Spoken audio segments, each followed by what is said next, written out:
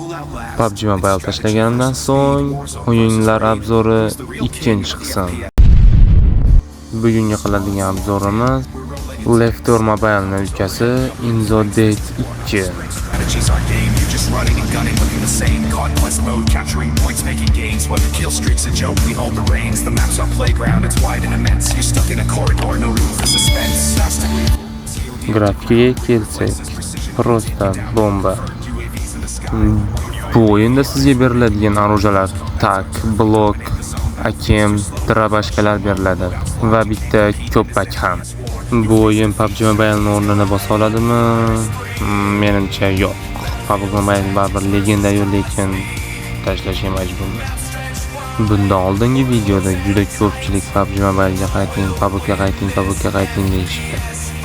Mana shu YouTube kanalim 10 mingta bo'lsa, qichva akkaunt bilan comeback qilamiz.